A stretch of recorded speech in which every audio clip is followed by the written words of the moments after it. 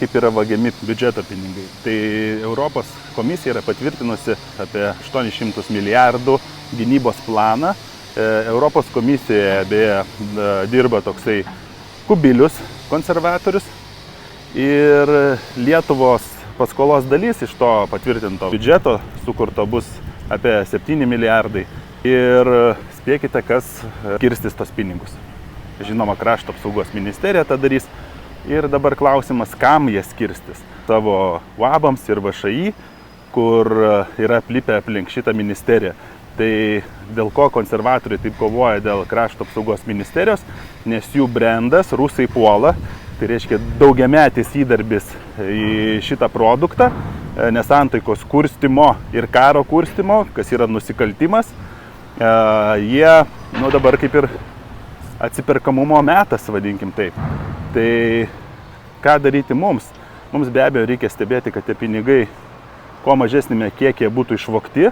Tai faktiškai kuo geriau juos įsisavinti per stebėseną, auditus ir realiai apsiginkluoti. Nes jeigu ginsimės prieš tokį didelį agresorių kaip Rusija, kaip jie čia įgarsina, čia kiekvienas rezervo karys, mes jų turime apie 70 000, turi būti pilnai apginkluoti. Ir išmokyti elgtis dronais, antidroniniam sistemom ir naudotis kitais kariniais įrankiais, kurie realiai ir pagelbėtų tik tais mums apsiginti, jeigu tokia ataka būtų. Bet realiai, ką stebime dabar, tai į gynybą kaip tokia nėra investuojama. Pinigai realiai iškeliauja į Graikijos salas, aš grubiai tai pasakysiu ir panašiai, arba kokiam nors bendrabučio UABe administruos poligonų statybą, tai bus pavogti tie pinigai. Aš kaip sakau, jie prisispausdina jų, paleidžia į rinką ir jos išvagia, o vagystė kaip vyksta, jie susiperka iš mūsų aktyvą, turtą, tai kas yra tikra.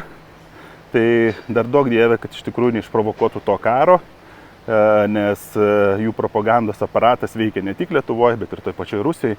Tai tas, vadinkim, paprastas žmogus yra įtikinėjamas, kad lietuviai yra priešai, kad rusai yra priešai. Tai dabar žiūrėkit, Lenkai prieš ukrainiečius jau tampa priešai agentūriniai žiniasklaidai. Mes turėtumėm atitinkamai lietuviai ir aplinkinės kaimininės šalės reaguoti ir valytis nuo agentų, kam beje padėtų labai agentų įstatymas.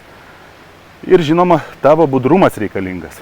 Tavo, tai jeigu tu ten tarnauji kažkokiai tarnyboje, esi lietuvis ir matai, kad vyksta kažkokia neteisybė, arba pinigų vagystė, arba kažkas tai panašaus, informuok. Gali pilietinė žiniasklaida informuoti, gali šiaip pranešimą Facebook'e daryti, nes tas budrumas apsaugos mumis nuo realios karo grėsmės.